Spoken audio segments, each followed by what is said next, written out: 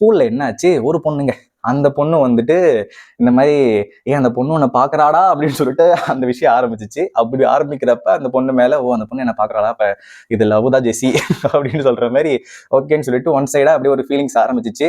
அந்த டைம்ல ஒரு அஃபெக்ஷன், ஒரு அட்ராக்ஷன், ஏதோ அந்த ஷன்னை வச்சுக்கோங்க, அந்த ஷன்னை நானும் பண்ணிட்டு இருந்தேன். அப்படி பண்ணிட்டு இருந்தப்ப என் ஃப்ரெண்ட்ஸ் எல்லாம் ஜாலியா வைப் பண்ணிட்டு தான் அப்படிதான் இருந்தோம். இப்படியே 10th எக்ஸாம் முடிஞ்சு போயிடுச்சு. அந்த பொண்ணை திரும்பி கடைசியா பேசக்கூட இல்லையே, ஒரே கிளாஸ்மேட் தான், ஆனா எதுவுமே சொல்லவே இல்லையே, சரி அட்லீஸ்ட் பார்த்தா வச்சும் போதும்னு சொல்லிட்டு அந்த சர்ச்சில் அங்க போயிட்டு அங்க நடந்துகிட்டு இருக்கிறப்ப நான் ஜீசஸ் கிட்ட பிரார்த்திக்கிறேன்.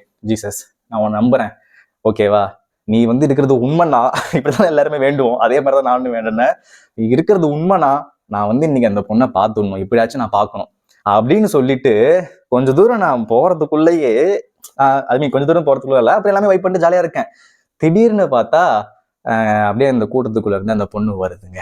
அப்பப்பா, ஜீசஸ் நீ நீங்க இருக்கீங்க ஜீசஸ் அப்படின்னு சொல்லிட்டு ஒரு பவர், வா அப்ப நம்ம வேண்டது நடந்துருச்சு, இனி நாம ஜீசஸ் தான் பிரார்த்திக்க போறோம் அப்படின்னு சொல்லிட்டு ஒரு விஷயம் அப்ப ஒரு ஸ்ட்ராங்கா மைண்ட்ல நின்றுடுச்சு. அதுக்கப்புறம் இன்னும் சில விஷயங்கள் நிறைய நடந்திருக்கு, அங்கங்க சின்ன சின்ன விஷயங்கள் அப்பப்ப கேட்டப்பெல்லாம் நடந்திருக்கு. அது நான் அந்த ஒரு விஷயம் நடந்ததாலதான் இந்த எல்லா விஷயமும் நடந்து அப்படியே கொண்டு போயிட்டு இப்ப கூட எப்பயாச்சும் ஒரு வாட்டி நம்ம ஏதாச்சும் டக்குன்னு நமக்காக எப்பயுமே நம்ம வேண்டிக்கவே மாட்டோம், நமக்கு பிடிச்சவங்களுக்காக தான் நம்ம வேண்டிப்போம்ல.